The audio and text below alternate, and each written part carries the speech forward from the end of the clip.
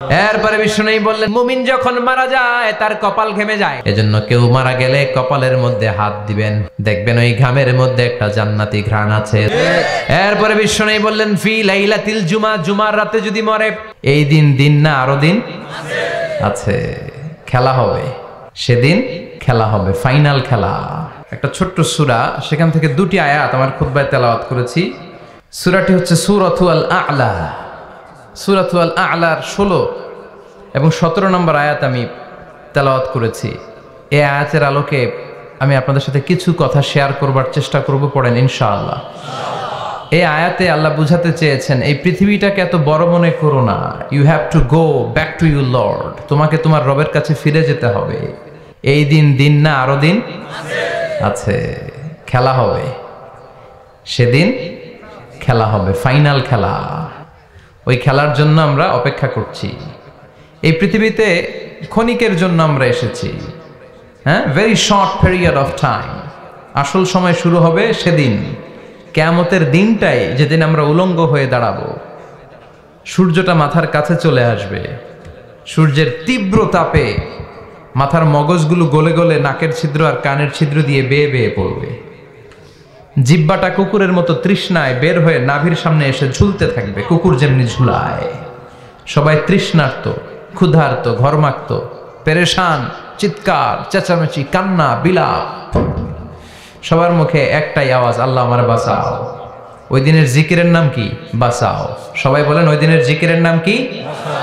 রব্বুল আলামিন বলেন, ওই কঠিনতম দিনে যদি বাঁচতে চাও, দুনিয়ার মায়াকে ভুলে যাও, আখিরাতের জন্য প্রস্তুতি নিয়ে ফেলো। বাল তুসিরুনাল হায়াতাদ দুনিয়া ওয়াল আখিরাতু খায়রুন ওয়া আবকা।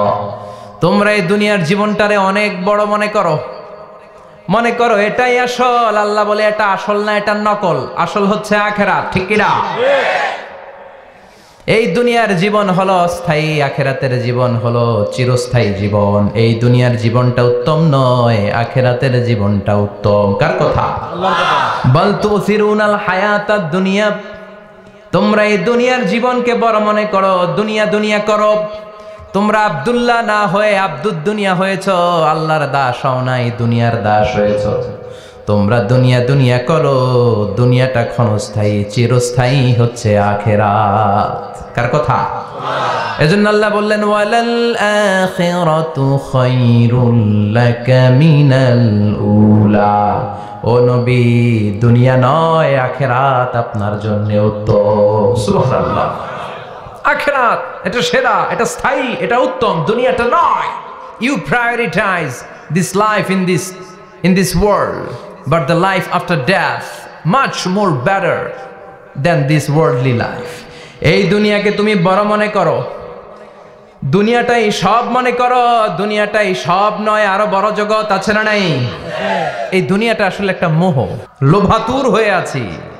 চাকচিক্যময় দুনিয়া দেখে এর পরীক্ষার ভেতরে পড়ে আখিরাতকে আমরা ভুলিয়ে গিয়েছি।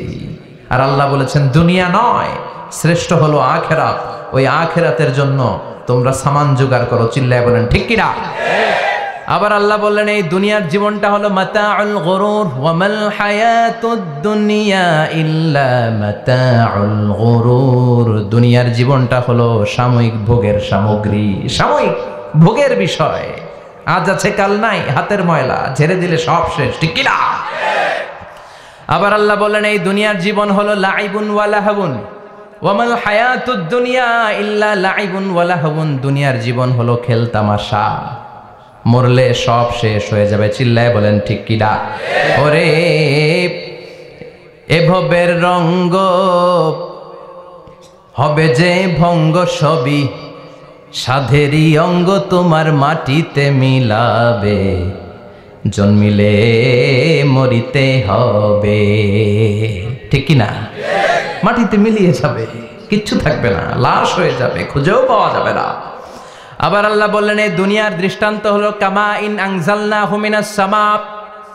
এই দুনিয়ার জীবন আকাশ থেকে পাঠানো পানির মতো, এই পানি দিয়ে দুনিয়াতে গাছ হয়। একদিন গাছগুলো মরে যায়, ভুসি হয়ে যায়, বাতাসের এক ঝাপটায় ভুসিগুলো কই যায় খুঁজেই পাওয়া যায় না, ঠিক কি না? কোথায় যে চলে যাবে দুনিয়ার জীবন খুঁজেই পাওয়া যাবে না, টিকে থাকবে, অবশিষ্ট থাকবে যে আখেরাত। চিল্লায় বলেন ঠিক কি না? আমরা লোভের মধ্যে পড়ে আছি, মহাচ্ছন্ন। কখন যে ডাক চলে আসবে আমরা জানি? চিল্লায় বলেন জানি। একদিন মাটির ভেতরে হবে ঘরে মন আমার, কেন বান্ধ দালান ঘরে মন আমার, কেন বান্ধ দালান ঘর। প্রাণ পাখি উড়ে যাবে পিঞ্জর ছেড়ে, ধরা ধামে সবই রবে তুমি যাবে চলে। বন্ধু বান্ধব যত মাতা পিতা দ্বারা সুত সবই হবে তোমার পরে মন আমার, কেন বান্ধ দালান ঘর। একদিন মাটির ভেতরে হবে ঘরে মন আমার, কেন বান্ধ দালান ঘরে মন আমার, কেন বান্ধ দালান ঘর। চিল্লায় বলেন ঠিক কিনা? ওমাল হায়াতুদ দুনিয়া ইল্লা মাতাউল গুরুর। দুনিয়ার জীবনটা এটা ভোগের সামগ্রী, আজ আছে কাল নাই। কখন যে চলে যেতে হবে কেউ জানি না। আপনাদের এই মাহফিলে আসার আগ দিয়ে এই কিছু সামনে কি রাস্তা যেন বলে এটাকে, এই করুলিয়া বাস স্ট্যান্ডের এদিকেই আমার প্রাইভেট কার যখন যাচ্ছে, আমরা যখন যাচ্ছি, হুট করে আরেকটা গাড়ি এসে একজনকে ধাক্কা মারলো। হুন্ডা গেল একদিকে, সে গেল একদিকে। হঠাৎ দেখি মাথা দিয়ে ফিনকি দিয়ে রক্ত বেরোচ্ছে, আবছা অন্ধকার, গাড়ির আলোতে দেখা যাচ্ছে ফিনকি দিয়ে রক্ত, এরকম রাস্তার পাশ দিয়ে রক্ত বেয়ে বেয়ে পড়ছে। মুহূর্তের মধ্যে এক ধাক্কায় নাই। তার কত চিন্তা ছিল, কত প্ল্যান ছিল জীবন নিয়ে, সুন্দর সংসার করবে, বাবা মার মন মুখ খুশি করবে, সমাজের জন্য অনেক কিছু উপহার দিবে, সামনে নির্বাচন আসতেছে, এটা নিয়ে তার মাথায় টেনশন ছিল না? কে আসবে ক্ষমতায়, কত উৎসব, কত আমেজ, কিন্তু নাই, সব ভঙ্গ করে দিল কে? আজকে রাতে আমাদেরও এরকম ঘটতে পারে কি পারে না? এই মাহফিল থেকে সহি সালামতে বাসায় ফিরতে পারবো গ্যারান্টি লেটার আছে নাকি? আরো আধা ঘন্টা বাঁচবো গ্যারান্টি? আরো 10 মিনিট শ্বাস যেটা নিলাম এটা ফেলতে পারবো গ্যারান্টি? কথা বলেন। আমাল হায়াতুদ দুনিয়া ইল্লা মাতাউল গুরুর। আল্লাহ বললেন এটা ভোগের সামগ্রী। এই দুনিয়ার জীবন খেলতামাশার জীবন, মোহের জীবন। মোহের ভেতরে পড়ে আখিরাতকে তোমরা ভুলে গিয়েছো। দুনিয়া আসল নয়, আসল হলো আখিরাত, ঠিক কি না? এই দুনিয়ার জীবনটা হলো 4টা স্বর্ণের টুকরার 3টা লাশের মতো। মনোযোগ দিয়ে শুনবেন, কয়টা স্বর্ণের টুকরা? লাশ কয়টা? বনি ইসরায়েলের জামানাতে 3 যুবক ভাগ্যের সন্ধানে, ভাগ্য চেঞ্জ করার জন্য কাজের সন্ধানে তারা বের হয়েছে। পথিমধ্যে গুপ্তধন পেয়েছে, 4টা স্বর্ণের টুকরা পেয়েছে 3 জন। কয়জন? কয়টা স্বর্ণের টুকরা? 4টা স্বর্ণের টুকরা পেয়ে মহা খুশি, খুশিতে বাকবাকুম। কে আমাদেরকে পায়? আজকে স্বর্ণের টুকরা ভাগ করে আমরা অনেক ধনী হয়ে যাব। এক বন্ধু বলল, পেটে অনেক ক্ষুধা লেগেছে, আগে বাজার থেকে খাবার নিয়ে আয়, তারপরে 3 জন বন্ধু মিলে 4টা স্বর্ণের টুকরা ভাগ করে নিয়ে যাব। এক বন্ধুকে বাজার থেকে রুটি কিনে আনানোর জন্য পাঠিয়েছে। বাকি 2 বন্ধু এবার বসে বসে পরামর্শ করে, ওইটারে যদি মেরে ফেলতে পারি ভাগ বটোয়ারার দরকার নাই, তুই নিবি 2টা, আমি নিব 2টা। সহজ হয়ে গেল না? ও নিবে 2টা, এ নিবে 2টা, আর ওটার মেরে ফেলবো। যেটা রুটি আনতে গেছে ওটা মনে মনে ভাবে, রুটিতে যদি বিষ মিশাতে পারি। কি মিশাতে পারি? আর ওই 2টারে যদি খাওয়াইতে পারি তাহলে সব আমার, গোটা দুনিয়া আমার, দুনিয়াকে মজা লেলো, দুনিয়া তোমারই হ্যাঁ। যেই চিন্তা ওই কাজ। রুটির মধ্যে বিষ মেখে এনে বন্ধুদের কাছে দিয়েছে। 2 বন্ধু মিলে ওইটারে ঘুষান শুরু করছে। ঘুষাইতে ঘুষাইতে শেষ, একটা শেষ, উইকেট একটা পড়ছে। কয়টা? একটা। আর আছে উইকেট কয়টা? ওই 2 উইকেট। কয় ক্ষুধা লাগছে এটারে মারতে, অনেক কষ্ট হয়েছে, আগে খায়া লই। আগে কি করি? ওই দুইটা মিলে 20 মাখানো রুটি খেতে শুরু করেছে। 20 খাওয়ার পর ওই 2 উইকেটও শেষ, কেউ নাই, 3টাই লাশ হয়ে পড়ে আছে, 4টা স্বর্ণের টুকরা পাশে পড়ে আছে। এটাই হলো দুনিয়ার জীবন। চিল্লায় বলেন ঠিক কিনা? এজন্য আল্লাহ বললেন, গোলাম থাকতে আসো নাই, চলে যাবা। কুল্লু নাফসিন যায়িকাতুল মাউত সুম্মা ইলাইনা তুরজাউন। সবাইকে মরতে হবে, কেউ থাকবে না।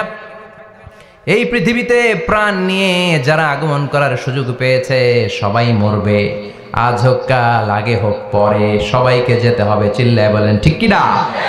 আবার আল্লাহ বললেন, আইনামা তাকুনু ইউদরিকুমুল মাউত। যেখানেই থাকো না কেন মৃত্যু তোমাদেরকে ছাড়বে না, মৃত্যু তোমাদেরকে সাক্ষাৎ করবে, মৃত্যু তোমাদেরকে খুঁজে বের করবে। যদিও সুদূর আকাশ পানে, পালাও সেথায় লাগিয়ে সিঁড়ি। আকাশের উপরে যদি বিশাল সিঁড়ি লাগিয়ে চতুর্থ আকাশে চলে যান, চাঁদের মধ্যে বাড়ি করেন, মঙ্গল গ্রহে বাড়ি করেন, ওই জায়গায় মালাকুল মাউত আপনারে খুঁজে পাবে না। চাঁদেও খুঁজে পাবে, মঙ্গল গ্রহে যদি যান, স্যাটেলাইট, আমাদের একটা বঙ্গবন্ধু স্যাটেলাইট চ্যানেল লঞ্চ করা হয়েছে না, ওইখানে গেলে তো আর নাই মালাকুল মাউত। কথা বলেন। আল্লাহ বললেন, ওয়াজাআত সাকরাতুল মাউত বিল হক। মৃত্যুর কষ্ট তোমাদের ছাড়বে না, যেখানেই তোমরা থাকো না কেন মৃত্যু ঠিকই তোমাদের পাকড়াও করবে। চিল্লায় বলেন ঠিক কিনা? আবার মৃত্যুর একটা নির্ধারিত সময় আছে, ওই সময় যখন আসে 1 সেকেন্ড আগেও আসে না, পরেও আসে না। কার কথা? লিকুল্লি উম্মাতিন আজালুন ফাইযা জাআ আজালুহা লা ইস্তাখিরুনা সাআতাও ওয়ালা ইস্তাকদিমুন। মৃত্যুর জন্য একটা নির্ধারিত টাইম আছে, টাইমটারে বেঁধে দিয়েছে কে? ওই টাইমটা যখন চলে আসে 1 সেকেন্ড আগেও আসে না, 1 সেকেন্ড পরেও আসে না, অন টাইম আসে। কিভাবে আসে? On time. কথা বলেন, সবাই বলেন অন টাইম। আরো জোরে বলেন, death will come on time. Death never late. মৃত্যু যখন আসে অন টাইমে আসে, নির্ধারিত একটা সময় আসে, ওই সময়ের আগেও আসে না, পরেও আসে না। 1 সেকেন্ড আগেও আসবে না, পরেও আসবে না। মনে করেন আপনাকে রব্বুল আলামিন 60 বছরের হায়াত দিয়েছে, আপনার বয়স এখন 50 বছর, আরো বাকি কয় বছর? এখন গোটা বিশ্বের সবাই মিলে যদি আপনারে মারতে চায়, কিছু করতে পারবে নাকি? কথা বলেন। আবার রব্বুল আলামিন আজ রাত 12টায় আপনার হায়াত কেড়ে নেবে, মালাকুল মাউত এসে রুহু কবজ করবে। দুনিয়াতে আর থাকার কোনো পারমিশন আপনার নাই, থাকার কোনো সুযোগ নাই। গোটা বিশ্বের সবাই মিলে যদি আপনারে রাখতে চায়, রাখতে পারবে নাকি? কথা বলেন। চলে যেতে হবে। এই পৃথিবীতে আসার একটা সিস্টেম থাকে, যাওয়ার কোনো সিস্টেম নাই, ঠিক কিনা? আসার সময় আগে আসছে আমার দাদা, তারপর আমার বাবা, তারপরে আমি, তারপরে আমার ছেলে, তারপরে আমার নাতি, তারপরে তার ছেলে, ঠিক কিনা? তার মানে আসার একটা সিরিয়াল আছে, যাওয়ার কোনো সিরিয়াল আছে নাকি? কথা কন। নাকি সিস্টেম দাদা আগে আসছে, দাদাই আগে যাবে, নাতি যেতে পারবে না? কথা বলেন। দাদার আগে নাতি মরে, এরকম আছে না নাই? মায়ের আগে মেয়ে যায়, আছে না নাই? মুরব্বী বাজানেরা বেঁচে থাকে, আমাদের মতো যুবকগুলো অ্যাক্সিডেন্টে মারা যায়, আছে না নাই? আবার অসুস্থরা বেঁচে থাকে, সুস্থরা মরে যায়, আছে না নাই? হাসপাতালে রোগীগুলো বেঁচে থাকে, ডাক্তার মরে যায়, আছে না নাই? আল্লাহ বাঁচায়, ডাক্তার হচ্ছে ওয়াসিলা। চিল্লা এখন ঠিক কিনা? তার মানে এই মরণের একটা সিরিয়াল, দুনিয়ার থেকে চলে যাওয়ার কোনো সিরিয়াল থাকে না, মরে যাওয়ার সিরিয়াল থাকে না, আসার একটা সিরিয়াল থাকে, যাওয়ার কোনো সিরিয়াল থাকে না। কি বলেন? জোরে বলেন। আবার চলে যাওয়ার কোনো ভরসা নাই, 1 সেকেন্ডের মধ্যে সব হয়ে যায়। একটা সঙ্গীত আছে না, 1 সেকেন্ডের নাই ভরসা, ভঙ্গ হবে রং তামাশা, চক্ষু বুঝিলে হায় রে দম ফুরাইলে। চিল্লায় বলেন ঠিক কিনা?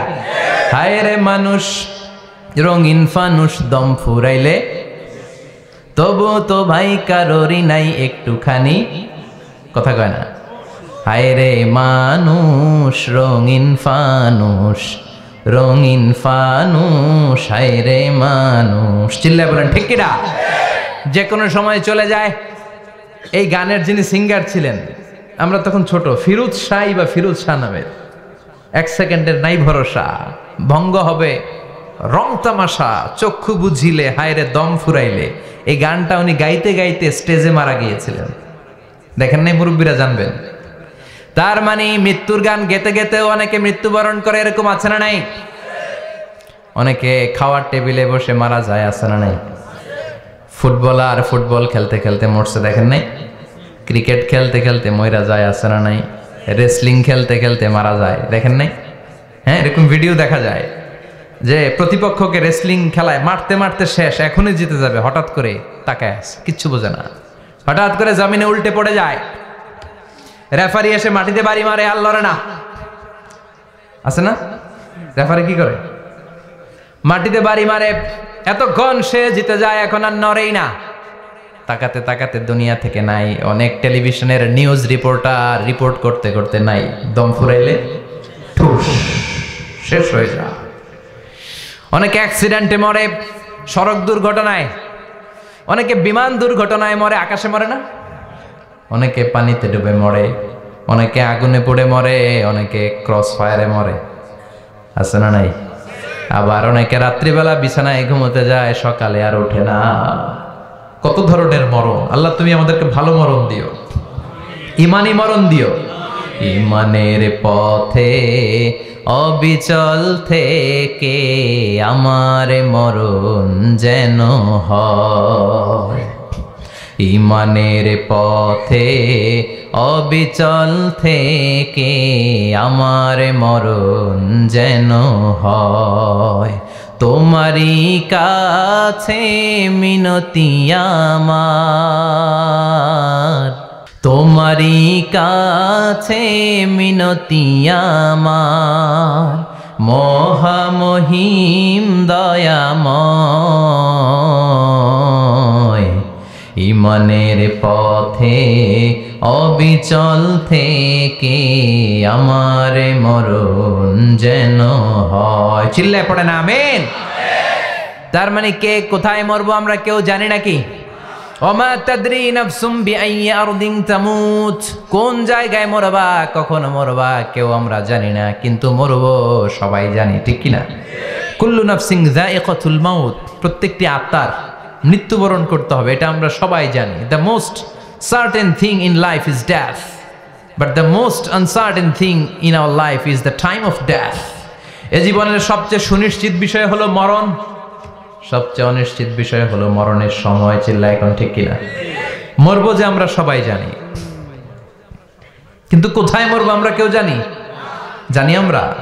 সবাইকেই মরতে হয়, জন্মালেই মরতে হবে, চলে যেতে হবে, থাকা যাবে না। এটাই হলো পৃথিবীর পদ্ধতি। জীবনের সবচাইতে নির্মম ঘটনা হচ্ছে মরণ, সবচাইতে ভয়ঙ্কর অভিজ্ঞতা। কোন প্রাণীর জন্য সর্বোচ্চ এবং সবচাইতে ভয়ঙ্কর অভিজ্ঞতা হচ্ছে মৃত্যু। এবং এত ভয়ঙ্কর অভিজ্ঞতা, এই অভিজ্ঞতাটা কারো কাছে শেয়ার করে যাওয়া যায় না। মরার সময় কেউ বলে যেতে পারছিল আমার মরতে এমন লাগছে, কইতে পারছে? কেমন লাগছে বলতে পারে? বলা যায় না। তার আগেই চলে যেতে হয় শৈশব, কৈশোর, যৌবন, বার্ধক্য, প্রৌঢ়ত্ব, হ্যাঁ, বয়সের ছাপ, কালো চুল দাড়ি সাদা হয়ে যাওয়া, দাড়ি চুলের শুভ্রতা, দুর্বলতা। This is the circle of life. ছোট্ট ছিলাম, বড় হলাম, সিঙ্গেল ছিলাম, ডাবল হলাম, তারপরে বাবা হলাম, তারপরে শ্বশুর হলাম, তারপরে নানা হলাম, তারপরে চলে যেতে হবে। This is the circle of life. চিল্লায় বলেন ঠিক কিনা? এই যে মুরব্বীরা, দাড়ি পাকা মুরব্বী যারা আছে, আপনারা কি মনে করছেন মায়ের পেট থেকে এরকম মুরব্বী হয়ে বেরিয়েছিল? কিরকম বের হয়েছিল? তারাও ওয়া ওয়া করেছে, এরাও ফিডার খাইতো। এই চাচারা খায় নাই? এরাও ফিডার খেত, এরাও মায়ের বুকের দুধ খেত, এরাও ছোট্ট বাচ্চাদের মতো গরমকালে পানির মধ্যে ডুবাইতো। স্কুল ফাঁকি দিয়ে বাচ্চারা ডুবায়, আছে না নাই? উখিয়াতে এরকম নাই? ছোট্ট বাচ্চা ছিল, বড় হলো, বার্ধক্যে উপনীত হলো। This is the circle of life. চলে যেতে হবে। বিশ্বনবী বললেন আমার উম্মতি মা বাইনা 60 ইলা 70, আমার উম্মতের গড় বয়স হলো 60 থেকে 70। এই উম্মতের গড় বয়স কত? 60 থেকে 70। ওয়া আকাল্লুহুম মাইয়াজুজু জালিক, অল্প কিছু মানুষ আছে যারা 70-এর বেশি হায়াত পায়। এখানে 70-এর বেশি আছেন কারা? হাত তোলেন দেখি তো। কয়জন? একজন, দুইজন, তিনজন। মাশাআল্লাহ, আল্লাহ আরো হায়াত দেখ। আল্লাহ এদেরকে আরো হায়াত দারাজ করুক। চিল্লায় বলেন আমিন। তার মানে আমার উম্মতি মা বাইনা 60 ইলা 70। বিশ্বনবী বললেন এই উম্মতের গড় বয়স 60 থেকে 70, আর 70-এর বেশি হায়াত পাবে। ওয়া আকাল্লুহুম মাইয়াজুজু যালিক, 70-এর বেশি পাবে হাতে গোনা, গুনে বের করে ফেলা যায় একজন, দুইজন, তিনজন। বাকি সব 60-এর আগে নাই। ঠুস চিল্লা এখন ঠিক কিনা?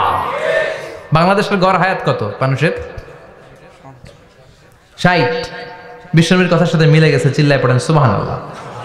এই জন্য বিশ্বনবী বলেন এই যে মুরব্বীদের দাড়ি পাকে, এই যে রাস্তায় অ্যাক্সিডেন্ট হয়, এই যে ক্যান্সারে আক্রান্ত হয়ে লোকজন মারা যায়, তার উপরেও কি টনক নড়ে না? এরপরেও কি বিবেকে ধরে না যে তোমাকে চলে যেতে হবে? আকসিরু যিকরা হাযিমিল লাযযাত, জীবনের সব স্বাদকে পানসা করে দেয় ওই মরণকে স্মরণ করো। মরণকে স্মরণ করলে জাহান্নাম বরণ করা লাগে না। চিল্লায় বলেন ঠিক কিনা? আবার আল্লাহ বললেন গোলাম, স্পেশাল একজন ফেরেশতা আমি মরণের জন্য সিলেক্ট করলাম, নাম মালাকুল মাউত। তাকে আমরা আজরাইল বলে চিনি। এই মালাকুল মাউত তার বাহিনী নিয়ে নির্ধারিত টাইমে গোটা বিশ্বের সব মানুষের রূহ কবজ করে। মালাকুল মাউত আগেও আসে না, পরেও আসে না। সুবহানাল্লাহ পড়েন। সাইয়েদনা সুলাইমান আলাইহিস সালাম জামানাতে ওনার এক ওয়াজির ছিল, মন্ত্রী। ওই মন্ত্রীকে নিয়ে উনি বৈঠক করতেন। ওনার সময় উনি মালাকুল মাউতের সাথে বৈঠক করতেন। শুনতেছেন? আপনাদের মনোযোগ আছে তো? উনি বৈঠকে বসেছেন, মালাকুল মাউতও বসা, ওয়াজিরও বসা। হঠাৎ মালাকুল মাউত ওয়াজিরের দিকে বড় বড় চোখ করে তাকাচ্ছে। বড় বড় চোখ করে তাকানোতে ওয়াজির ভয় পেয়েছে। হঠাৎ মালাকুল মাউত চলে গেল। ওয়াজির বলে, ও সুলাইমান আলাইহিস সালাম, এই যে লোকটা বড় বড় চোখ করে আমার দিকে তাকালো, এটা কে? সাইয়েদনা সুলাইমান বলে, হাদা মালাকুল মাউত। যে বর্ণনাটা বলছি এটা হাদিস না, এটা হচ্ছে ইসরাইলিয়া, জিউস ট্র্যাডিশন। কোরআন হাদিসের সাথে কোনো দ্বন্দ্ব নাই, তাই বর্ণনা করা যাবে। বিষ্ণু বলেছেন বাল্লিগু আন্নি ওয়ালাউ আয়া। আবার বলেছেন ওয়া হাদিসু আন বনি ইসরাইল ওয়ালা হারাজ। বনি ইসরাইলের ট্র্যাডিশন বর্ণনা করো, জিউস ট্র্যাডিশন বর্ণনা করো, এতে কোনো সমস্যা নাই। ওয়াজির বলে, ও সাইয়েদনা সুলাইমান, বড় বড় চোখ করে যে তাকালো লোকটাকে? সাইয়েদনা সুলাইমান বলে, হ্যাঁ দা মালাকুল মাউত, এটা মৃত্যুর ফেরেশতা। ওয়াজিরের কলিজায় পানি নাই। এটা কি ফেরেশতা? শুনে তো পিলে চমকে গিয়েছে। কয় কি? মালাকুল মাউত তো আমার চিনে ফেলাইছে, বাড়ি চিনে ফেলছে, আমার খবর আছে। সাইয়েদনা সুলাইমান আলাইহিস সালাম জিনদেরকে দিয়ে কাজ করাতেন, মেঘমালাকে দিয়ে কাজ করাতেন, বিশাল সিংহাসন নিয়ে পৃথিবীর প্রাচ্য থেকে পাশ্চাত্যে ঘুরে বেড়াতেন। সাইয়েদনা সুলাইমানকে ওয়াজির বলে, ও সুলাইমান, মেঘমালাকে আদেশ করে দেন, আমি আর এই ফিলিস্তিনের ভূখণ্ডে থাকতে চাই না। আকাশের মেঘমালার উপরে আমারে বসিয়ে দেন, আর বলে দেন আমারে নিয়ে যেন আকাশের মেঘমালা হিন্দুস্তানের ওই দূর পর্বতে রেখে আসে। আকসা আল হিন্দ, হিন্দের সবচেয়ে দূরবর্তী জায়গায় যেন আমারে রেখে আসে।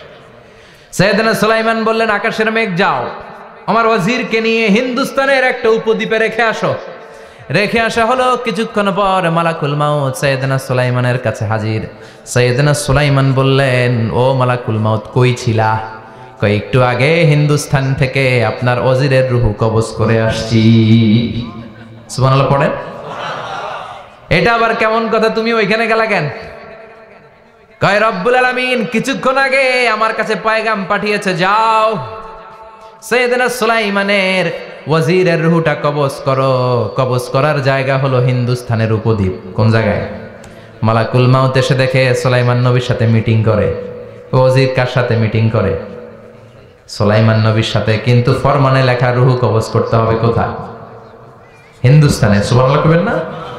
এই জন্য বড় বড় চোখ করে আমি তাকিয়েছি, আর মনে মনে ভাবলাম টাইম তো নাই, কারণ মৃত্যু তো অন টাইমে হতে হয়, এখনই ওর রূহ কবজ করতে হবে। কেমন করে ওইখানে যাবে আমি জানি না, আমি আগে চলে যাই। মালাকুল মাউত চলে গেল, যে দেখে ওই জায়গায় ওয়াজিরও হাজির। সাথে সাথে রূহ কবজ করে আল্লাহর কাছে চলে গিয়েছে। পড়েন সুবহানাল্লাহ। এজন্য আল্লাহ বললেন, মালাকুল মাউত আমি নির্ধারণ করে দিয়েছি, পৃথিবীর প্রতিটি মানুষ মালাকুল মাউতকে দেখবে, চাক্ষুষ দেখবে, ভালো হলেও দেখবে, খারাপ হলেও দেখবে। কার কথা?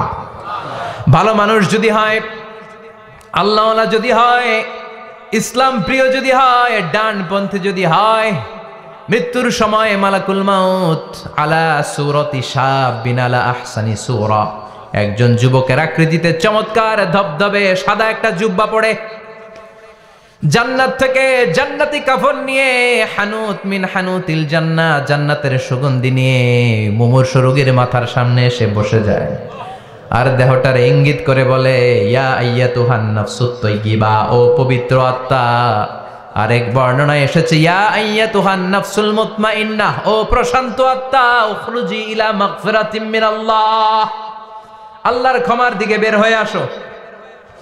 উখরুজি ইলা মাগফিরাতিম মিনাল্লাহি ওয়া রিদওয়ান, আল্লাহর ক্ষমার সন্তুষ্টির দিকে রুহটা বের হয়ে আসো। স্মুথলি বলার সাথে সাথে মুমিনের দেহ থেকে রুহটা বের হয়ে আজরাইলের হাতে চলে যায়। স্মুথলি বলার সাথে সাথে স্বাচ্ছন্দ্যে আনন্দে মুমিনের দেহ থেকে রুহটা সা করে বের হয়ে মালাকুল মাউতের হাতে এসে পড়ে। পড়েন সুবহানাল্লাহ। আল্লাহ এমন মৃত্যু তুমি আমাদের নসিবে রেখে দিও, চিৎকার করে পড়েন আমিন।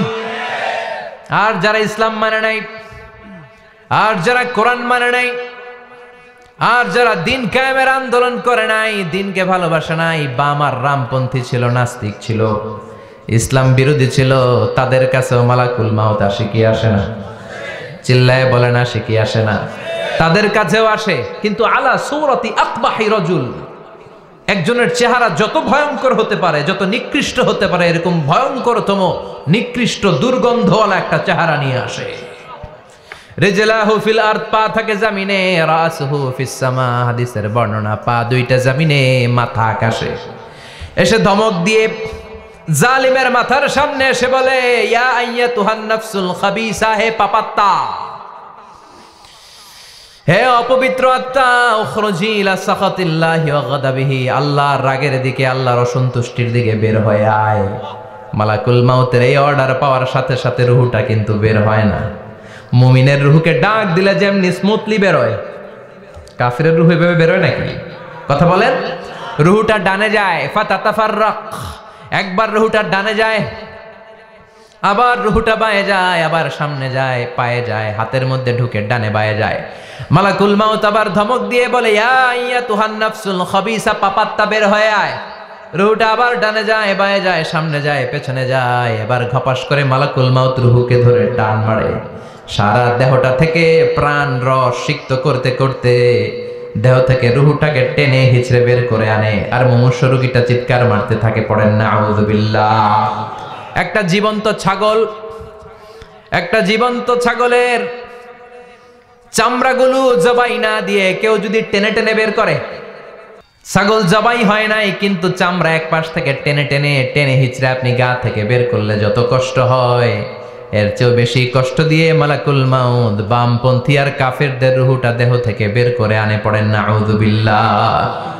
আমাদের রুহটা যেন আল্লাহ, মুমিনদের রুহ আপনি যেভাবে কবজ করান, ওইভাবে যেন আমাদের রুহটা বের হয়ে আসে। আরো জোরে পড়েন আমিন। এজন্য আল্লাহ বললেন, বাল তুসিরুনাল হায়াতাদ দুনিয়া ওয়াল আখিরাতু খায়রুন ওয়া আবকা। পাগলের মতো মোহাচ্ছন্ন হয়ে এই দুনিয়াটার পেছনে ছুটে বেড়াও, এই দুনিয়া আসল নয়, আখিরাত হলো আসল। চিল্লায় বলেন ঠিক কিনা? অস্থির, আমরা ব্যস্ত দুনিয়ার লোভে আর মোহে পড়ে আমাদেরকে যে মরতে হবে, চলে যে যেতে হবে, এটা ভাবার সময় আমাদের নাই। চিল্লাই কোন ঠিক কিনা? এজন্য বলা হয় মুতু ক্বাবলান তামুতু, মরার আগে একবার মরো। হাসিবু ক্বাবলান তুহাসাবু আলাইক, তোমার হিসাব কিয়ামতের দিন করার আগে তুমি তোমার হিসাব করো। জীবনে কি কি পাপ করেছি আমি জানি, আমার চেয়ে ভালো কেউ জানে না। চিল্লায় বলেন ঠিক কিনা? কি কি অন্যায় করেছি আমার হৃদয়ের মধ্যে কথাগুলো আছে না নাই? পৃথিবীর কেউ না জানলেও আমি জানি কি জানি না? পৃথিবী না জানুক আমি তো জানি, আমি কি পাপ করেছি হায়। পৃথিবী না জানুক আমি তো জানি, আমি কি পাপ করেছি হায়। আমার পাপের করলে বিচার, বাঁচার উপায় নাই আমার। দয়াময় প্রভু মাফ করো আমায়, মাফ করো আমায়। পড়ে না আমি আর জোরে আমিন। এজন্য হাসিবু ক্বাবলা আন তুহাসাবু আলাইক, তোমার হিসাব বসার আগে নিজে হিসাব করো কি কি করলা। আসল মরণের দিন শটান হয়ে তো শুয়ে পড়ো ভাই, মরার আগে আরেকবার মরো। মরার আগে আরেকবার কি করবেন কথা বলেন? মরার আগে কি করতে হবে? হঠাৎ একদিন বিছানায় শটান হয়ে শুয়ে যান, চক্ষুটা বন্ধ করেন, ভাবেন মরে গিয়েছেন। এই তো মালাকুল মাউত চলে এসে রুহটা নিয়ে গেল। আত্মীয় স্বজন চিৎকার চেঁচামেচি শুরু করে দিল, কান্নার রোল পড়ে গেল চারদিকে।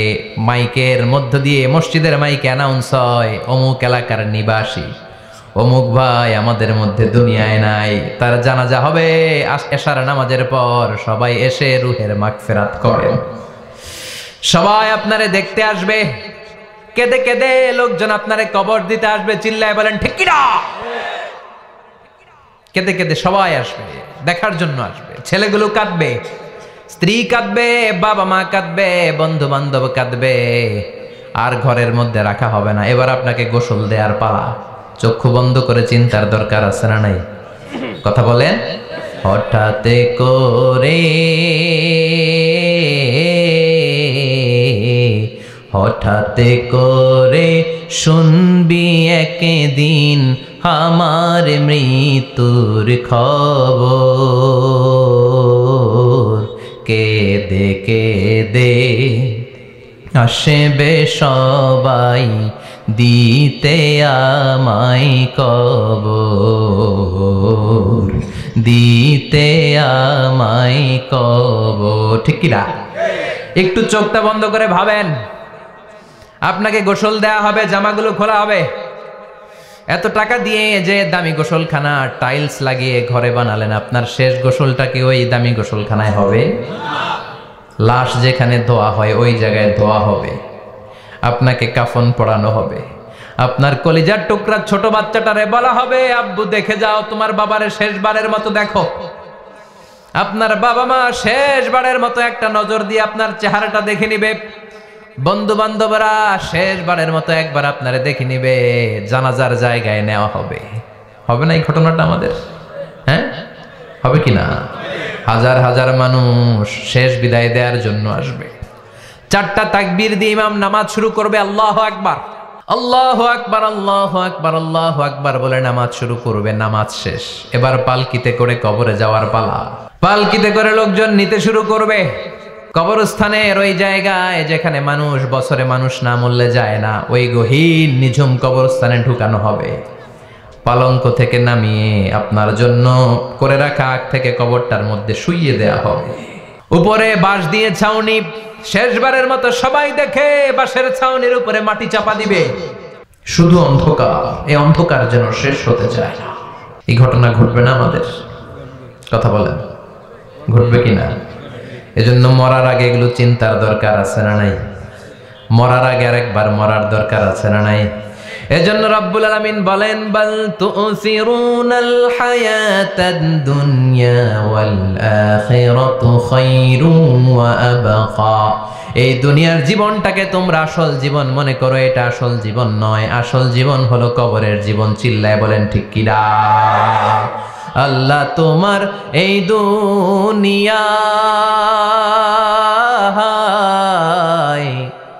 আল্লাহ তোমার এই দুনিয়ায় কেউ আসে কেউ চলে যায়, তবু তোমার ভয়ে কারো কাঁদে না হৃদয়। এই দুনিয়াতে আমার বদলে গেল মন। চারিদিকে দেখি শুধু সুখেরই স্বপন, ভাবলো না মন আল্লাহ ছাড়া।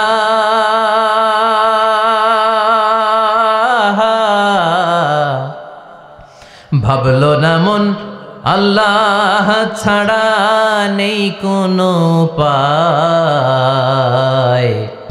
তবু তোমার ভয়ে কারো কাঁদে না হৃদয়। ঠিক কিনা? আসে আর চলে যায়। প্রতিদিন মাইকে অ্যানাউন্স শুনি অমুক এলাকার অমুক লোক নাই, দাদা গেল, বাবা গেল, বড় ভাই গেল, আত্মীয় স্বজন গেল, আমাকেও যেতে হবে, এই চিন্তা মাথায় নাই। চিল্লা এখন ঠিক কিনা? এজন্য লাইফটা হলো one time, one chance, second কোনো চান্স আপনাকে দেয়া হবে নাকি? কাফেররা বলবে ইয়া রাব্বি আরেকটা সুযোগ দেন, লাউ আন্না লানা কাররা ইয়ানি মাররা, আল্লাহ আরেকটা সুযোগ যদি পেতাম দুনিয়াতে ভালো করে আসতাম। আল্লাহ বলবেন ইন্নাহা কালিমাতুন কাইলুহা, এটা শুধু তাদের মুখের কথা, তাদেরকে আবার সুযোগ দিলেও তারা কিচ্ছু করবে না। চিল্লা এখন ঠিক কিনা? এজন্য একটা চান্স আমরা পেয়েছি, এই দুনিয়ার ওয়ান চান্সে আমরা ভয় পাবো একজনকে। চিল্লায় বলেন তিনি কে? আল্লাহ। এজন্য যেতে আমাদেরকে হবে, এই মরণ থেকে পালানোর কোনো সুযোগ কেউ পালাতে পারে নাই। এই মরণ হলো আখিরাতের প্রবেশদ্বার। মরণ নামক পালকিতে চড়ে আমরা কবরের ভেতরে ঢুকি। মরণ হলো প্রথম পর্ব, কবর হলো দ্বিতীয় পর্ব। যেরকম ঠিক কিনা? এজন্য বিশ্বনবী বললেন আল কবর রাউদাতুম মিন রিয়াদিল জান্নাহ আও হুফরাতুম মিন হুফারিন নার। কবর হলো কারো জন্য জান্নাতের বাগান, কারো জন্য জাহান্নামের গর্ত। আমরা বলি আল্লাহ আমাদের কবরটারে জান্নাতের বাগান বানাও। আর জোরে পড়েন আমিন। আবার বিশ্বনবী বললেন ইন্নাল কবরা আউয়াল মানজিল মিন মানাজিলিল আখিরাহ। কবর হলো আখিরাতের মানজিলগুলোর প্রথম মানজিল। আখিরাতে একটার পরে একটা অনেকগুলো স্টেশন আপনাকে পার হতে হবে। প্রথম স্টেশনটার নাম হলো কবর। প্রথম স্টেশনের নাম কি? এই কবর নামক স্টেশনে যদি আপনি মাফ পেয়ে যান, সামনের সব স্টেশনগুলোতে মাফের ব্যবস্থা করবে কে? আল্লাহ। আর কবর নামক স্টেশনে যদি ধরা খেয়ে যান, আপনার মায়ের আছে না নাই? লাশটাকে যখন রাখা হয়, লাশটা চিনে কে আমারে রাখলো, কে আমাকে ধৌত করলো, কে আমারে কাফন পড়ালো। এজন্য বিশ্বনবী বলেছেন মুমূর্ষের সামনে বসে বসে পড়ো লা ইলাহা ইল্লাল্লাহু মুহাম্মাদুর রাসূলুল্লাহ। লাকিনু মাউতাকুম লা ইলাহা ইল্লাল্লাহ। মুমূর্ষের সামনে দাঁড়িয়ে দাঁড়িয়ে পড়ো লা ইলাহা ইল্লাল্লাহ। এই লা ইলাহা হচ্ছে জীবিতদের জন্য কালিমা, আর আমরা মরার পরে এই জিকির করি। ঠিক কি না? আমাদের দেশের অনেক জায়গায় লাশ নিয়ে কবরে যাওয়ার সময় লা ইলাহা পড়ে না। না, এটা আগের জিকির, মরার আগের জিকির।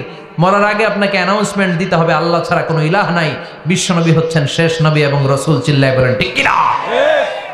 লাশটাকে যখন রেখে দেয়া হয়, বিশ্বনবী যত মানুষকে কবরে রেখেছে তারপরে দাঁড়িয়েছেন আর বলেছেন ইস্তাগফিরু লিআখিকুম, তোমার ভাইদের জন্য তোমরা দোয়া করো। ফাইন্নাহুল আনা ইউসআল, এখনই তাকে কবরে সওয়াল করা হবে। কবরে প্রশ্ন আছে না নাই?